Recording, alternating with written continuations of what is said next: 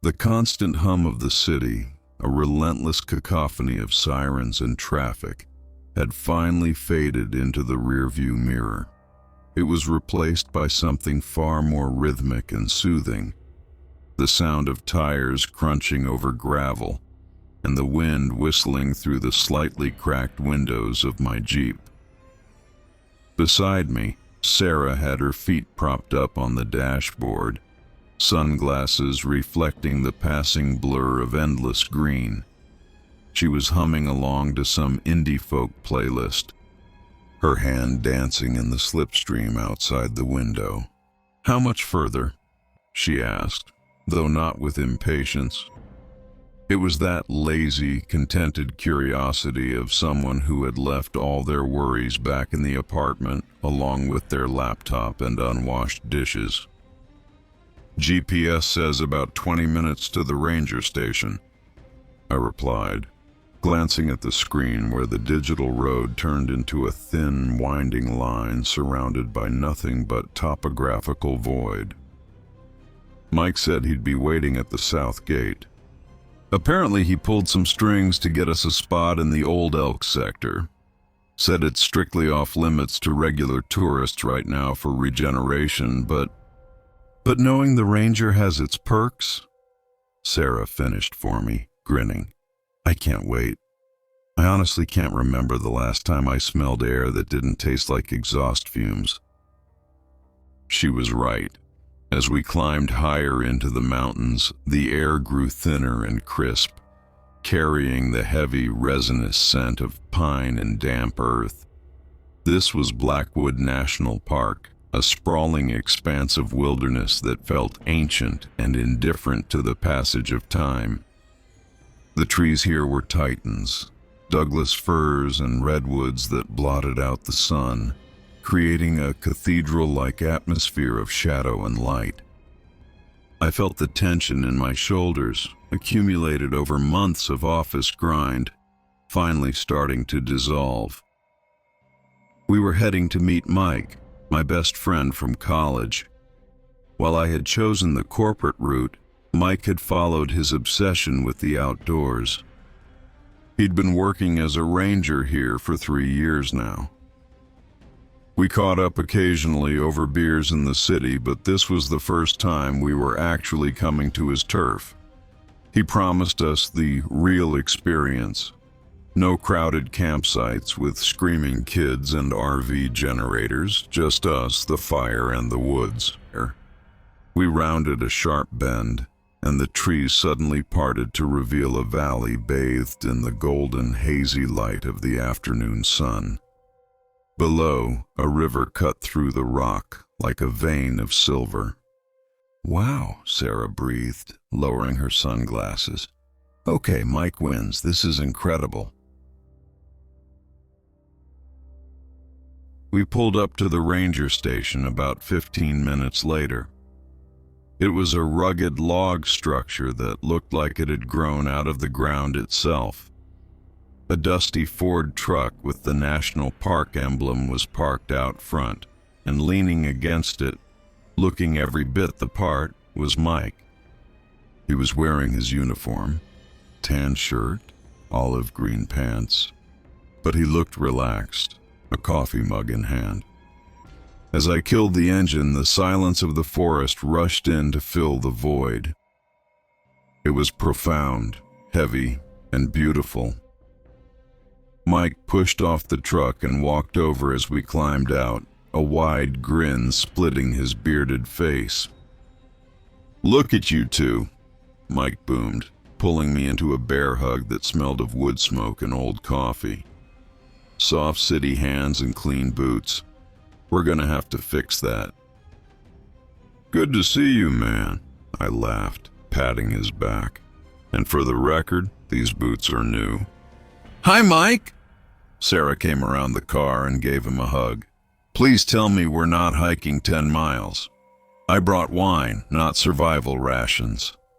Mike chuckled, his eyes crinkling at the corners. "Don't worry, I've got the perfect spot picked out. It's maybe a 40-minute hike, easy terrain, but it's secluded, right by the creek. You won't see another soul all weekend." He gestured to the vast, tree-covered ridges looming behind the station. "I've got the next 2 days off. Radio is on just for emergencies, but otherwise I am officially a civilian. Let's get your gear loaded." The day's burning, and trust me, you want to see the sunset from the ridge. We spent the next few minutes transferring our backpacks, the cooler full of marinating steaks, and the tent gear. Everything felt easy, fluid. The sun was warm on our backs, the birds were singing in the high canopy, and the world felt safe. It was the perfect start to a perfect getaway. "Lead the way, Ranger," I said, hoisting my pack. Mike nodded, adjusting his cap. "Stick close. It's easy to get turned around out there if you don't know the landmarks. But man, the woods are beautiful this time of year. Just wait until you see it." We walked past the gate, leaving the gravel road behind, and stepped onto the soft, needle-covered floor of the forest. The trees swallowed us instantly, wrapping us in a cool green embrace.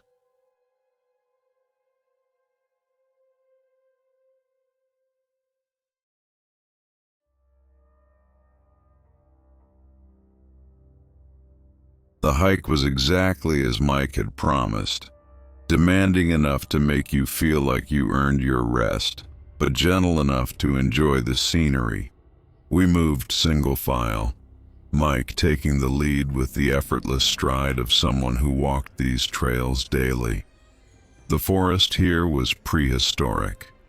Ferns as tall as my waist brushed against our legs, and the ground was a soft, springy carpet of moss and accumulated pine needles that muffled our footsteps completely. "You guys see that?" Mike pointed to a massive trunk that had fallen years ago, now blooming with vibrant orange fungi. "That's a nurse log. Even in death, it supports life. It's a whole ecosystem." Sarah stopped to take a picture, the dappled sunlight filtering through the high canopy, painting patterns on her face. "It's so quiet," she whispered, as if speaking too loudly would break a spell. "Like really quiet." "That's the sound of no Wi-Fi," I joked, shifting the weight of the cooler in my hand. We reached our destination about 20 minutes later, and it took my breath away. It was a natural clearing, a pocket of open space bordered by a crescent of towering pines. On one side, a crystal-clear creek bubbled over smooth river stones, the water so clean it looked like liquid glass. "Home sweet home," Mike announced, dropping his pack on a flat rock. "This used to be an old logger camp back in the 20s, but nature took it back. Nobody comes out here anymore." We set to work with the efficiency of hungry travelers. I helped Sarah pitch our tent on a patch of flat, dry ground while Mike began to organize the fire pit. There was something deeply satisfying about the manual labor. Driving the stakes into the earth, unrolling the sleeping bags, organizing our little temporary civilization. The air was cooling down as the afternoon wore on, losing the sharp heat of the day and settling into a comfortable, fresh temperature that demanded a flannel shirt. By the time the tent was up, the sun had begun its descent, slicing through the tree trunks in thick, dusty beams. I stood by the creek, splashing the icy water on my face, washing away the city grime. The water was so cold it made my skin tingle. I looked back at the camp, the colorful tent, the gear, my best friend and my girlfriend laughing about something as they arranged smooth stones around the fire pit. It felt perfect. A rare moment where life wasn't asking anything of me other than to just be.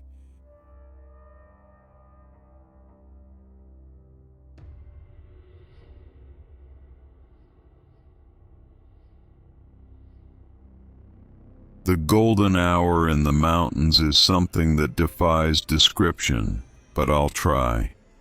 Everything. The bark of the trees, the rushing water, Sarah's hair, was bathed in a rich amber glow. The world seemed to hold its breath. Mike had built a masterpiece of a fire.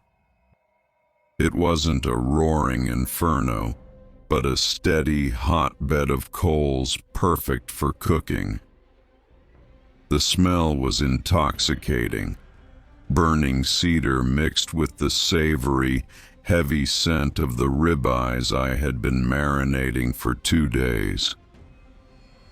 As I laid the meat onto the portable grate, the hiss of searing fat echoed through the clearing, arguably the best sound in the world. "To the Ranger," I said, cracking open a cold beer and handing it to Mike. "Thanks for bringing us out here, man. I didn't realize how much I needed this." Mike took a long pull from the bottle and sighed, leaning back against a log. "Don't mention it. It gets lonely out here sometimes. It's good to see familiar faces. Real faces, not just tourists asking where the bathroom is." We sat in a triangle around the fire, plates balanced on our knees.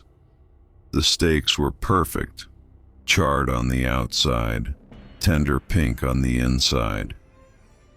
We ate with the voracious appetites that only fresh air can provide. The conversation flowed easily, jumping from college memories to Sarah's new job, to Mike's life in the service.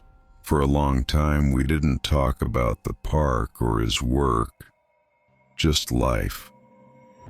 The sun finally dipped below the ridge, and the amber light faded into a bruised purple twilight. The shadows stretched out, long and thin, merging with the tree line. The temperature dropped noticeably, and we all scooted closer to the fire, the warmth feeling like a physical hug. "You know," Sarah said, finishing her wine and tossing a small twig into the fire, "I was worried it would be spooky out here, but it's not. It feels safe, like the trees are watching out for us." Mike smiled, but for the first time that day, the smile didn't quite reach his eyes. He stared into the glowing embers, swirling the last of his beer. "Yeah," Mike said, his voice dropping an octave, blending with the crackle of the wood. "It's usually peaceful, usually." He paused, and the sudden silence of the forest seemed to press in a little closer. The creek, which had sounded cheerful an hour ago, now sounded like a whisper. "What do you mean, usually?" I asked, laughing nervously, trying to keep the mood light. "Don't tell me you're going to start a ghost story. We haven't even started the marshmallows yet." Mike looked up, his face illuminated by the flickering orange light. He looked serious. "Not a ghost story," he said quietly. "Just some weird stuff lately. You guys noticed we haven't seen any deer since we parked?"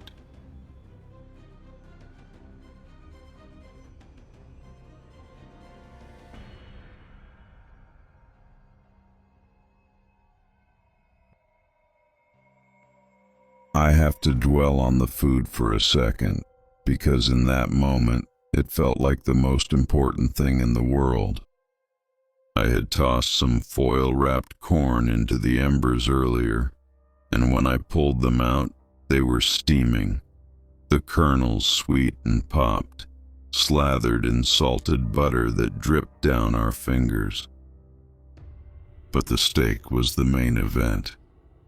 It was smoky, rich with the iron tang of the meat and the herbal punch of the rosemary marinade. Every bite was hot and savory, washing down perfectly with the cold, bitter crispness of the ale. "Oh my God," Sarah groaned, wiping a smudge of grease from her chin. "This is it. I'm retiring here.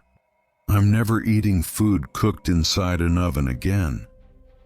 We ate with a kind of primal dedication, the only sounds being the clinking of forks on camping tin and the crackle of the fire. The firelight danced in the reflections of the grease on our plates, creating a cozy, almost cavernous sense of safety. For 20 minutes, the world was just taste and warmth. But as the meal wound down and the bones were picked clean, the silence Mike had mentioned earlier seemed to settle back over us, heavier than before. I tossed a corn cob into the fire, watching it hiss. "So," I started, leaning forward, feeling full and lazy. "Back to what you were saying before the food coma hit. No deer? Isn't that, I don't know, normal? Maybe they migrated?" Mike didn't answer immediately. He was nursing his second beer, staring past the fire, out into the wall of black that was forming beyond our circle of light. "It's not just the deer," Mike said, his voice low, lacking his usual ranger authority. It sounded more like he was confiding a secret he wasn't supposed to share. "It's the wolves. We have a pack here, the River Valley pack. We track them. GPS collars, the works." He took a sip, grimacing slightly. 2 weeks ago, they started moving. Fast. Not hunting patterns, but fleeing. They moved out of their territory, way up into the rocky crags where there's no prey. And then the collars started going stationary. "Stationary? Like they stopped to sleep?" Sarah asked, hugging her knees. "Like they died," Mike corrected gently. "We hiked up there to recover the collars. We found 3 of them. Big males, alphas. They weren't sick, and they hadn't starved." "Poachers?" I asked, feeling a sudden chill that had nothing to do with the night air. Mike shook his head. "No bullet wounds, no traps. They were torn up, but not eaten. See, that's the thing. A bear kills to eat. A cougar kills to eat. Another wolf pack kills for territory, but they leave a mess. These were just broken, like something strong just snapped them and walked away. We don't have anything in these woods that can do that to a timber wolf." He gave a short, dry laugh and looked at us, forcing a smile. "Anyway, look at me bringing the mood down. Probably just a rogue bear on steroids or something. Forget I said anything. Who wants a marshmallow?"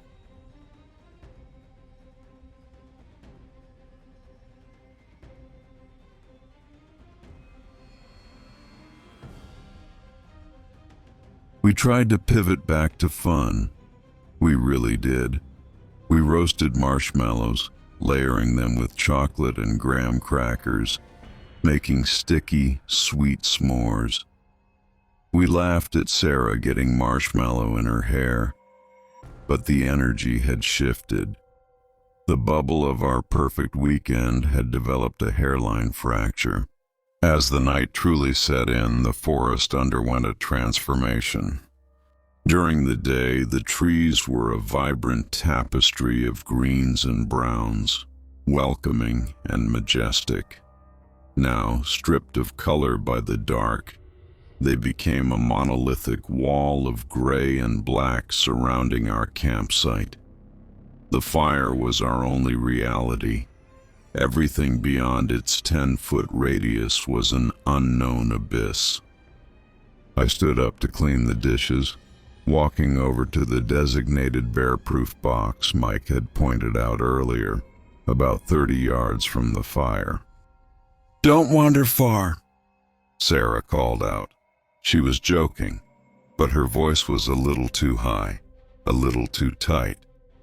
"Just right here," I replied. Walking away from the fire felt like stepping out of an airlock. The temperature dropped instantly. As I scrubbed the plates with biodegradable soap, I found myself moving quietly, trying not to make noise. The silence Mike had talked about was palpable. Usually a forest at night is a symphony. Crickets, frogs, the rustle of small nocturnal animals. But tonight, nothing. No hoot of an owl, no rustling of leaves. Even the wind seemed to have died down, leaving the air stagnant and still. It felt like the forest was holding its breath, like it was listening. I finished the dishes and stood there for a moment, peering into the darkness. My eyes tried to adjust, but the canopy blocked out the moon and stars. It was pitch black. I had this sudden, irrational feeling that if I turned on my flashlight, the beam would reveal something standing right in front of me, face to face. I shook my head, dismissing the thought. "Stop it. You're a grown man, and Mike's story got into your head." I walked back to the fire, perhaps a little faster than necessary. Stepping back into the circle of light felt like a physical relief, like coming up for air. "All clean," I announced, rubbing my hands together near the flames. Mike was poking the fire with a stick, sending sparks swirling up into the dark. "Good," he said. "It's getting late. We should probably bank the fire soon. Sound carries weirdly out here tonight." He didn't explain what that meant, and I didn't ask. We sat there for a while longer, watching the flames die down to glowing red coals, the darkness inching closer with every fading ember. It wasn't terror yet. It was just a deep, primitive unease, the feeling of being very small in a place that was very, very big.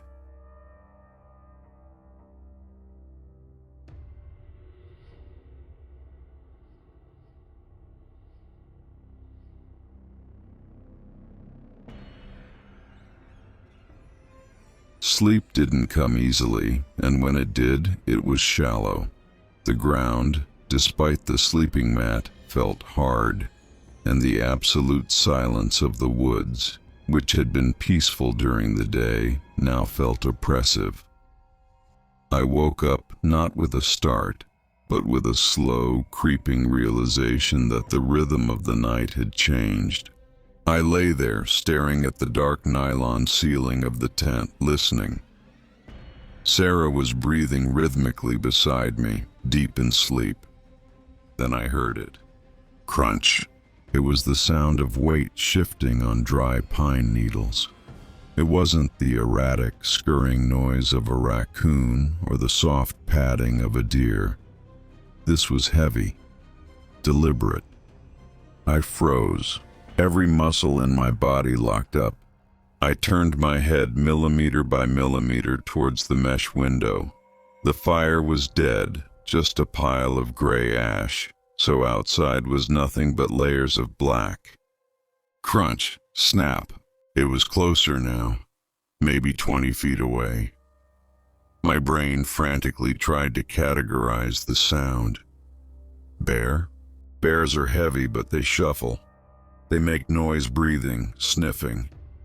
This thing was moving with a terrifying precision. Step, pause, step, pause. I heard the zip of Mike's tent, pitched about 10 yards away, slowly sliding down. He was awake too. The footsteps stopped, right at the edge of where our campsite began. The silence that followed was worse than the noise. It was a listening silence. I had the distinct, nauseating feeling that something was standing just beyond the thin fabric of our tent, processing our scent. Then came a sound that made the hair on my arms stand up. It wasn't a growl. It was a low clicking sound, wet and guttural, coming from the back of a throat. Click, click, click, like someone trying to clear a blockage, but the lungs behind it sounded massive. I reached out and squeezed Sarah's arm. She stirred, inhaling to ask what was wrong, but I clamped my hand over her mouth hard. Her eyes flew open, wide with panic in the dark. I put a finger to my lips, shaking my head. We lay there for what felt like an hour, though it was probably only 5 minutes. The clicking stopped. Then the footsteps resumed, but they didn't come closer. They circled, slow, heavy steps moving around the perimeter of our camp. It wasn't hunting, it was patrolling, assessing. Finally, the sound moved off towards the creek, fading into the distance until the ambient noise of the water swallowed it up. Only then did I take my hand off Sarah's mouth. She was trembling so hard the sleeping bag rustled. "Mike," I whispered, my voice barely audible. "I'm here." Mike's voice came from his tent. It was flat, stripped of any emotion. "Stay inside. Do not unzip the tent until the sun is up. Do you understand?" "What was that?" Sarah whimpered. "Just wait for the sun," Mike replied. Then the silence returned, but none of us slept again.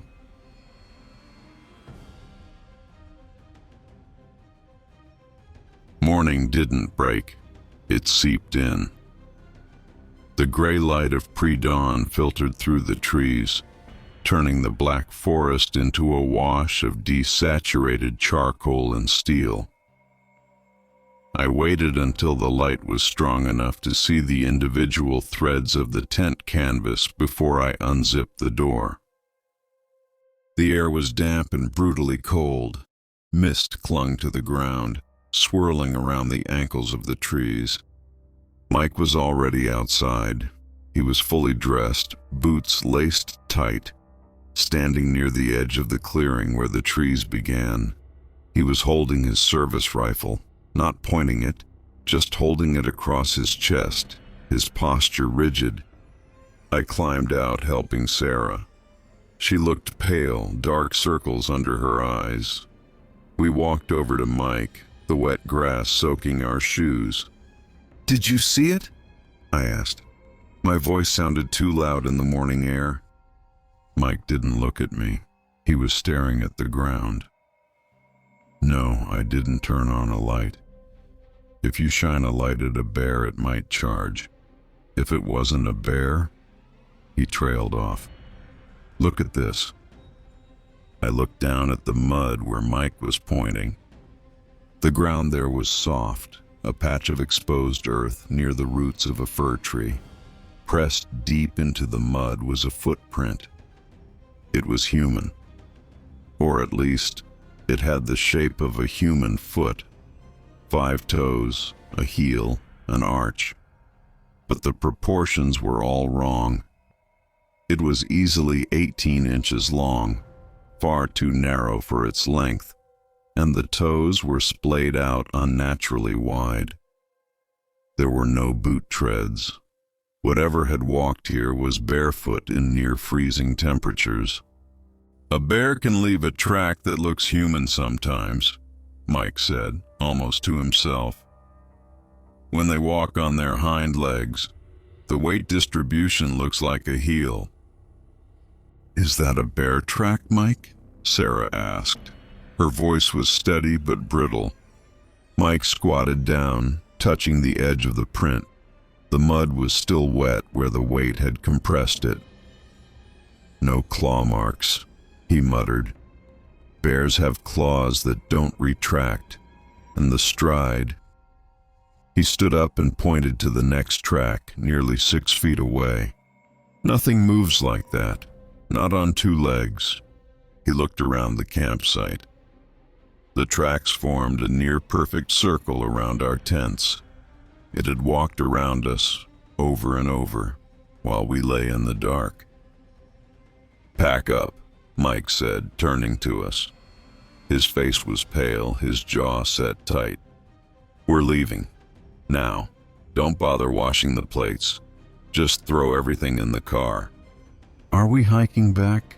I asked, looking at the dense wall of trees we had to walk through to get to the truck.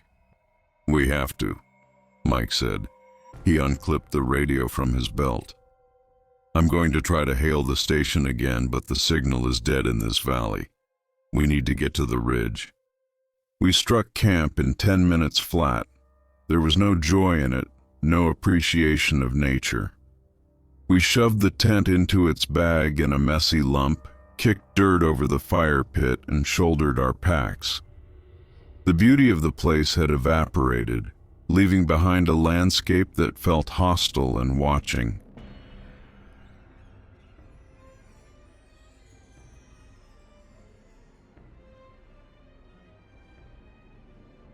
Here is the shortened version of Part 8, keeping the essential horror elements and the ending, trimmed to under 2,000 characters.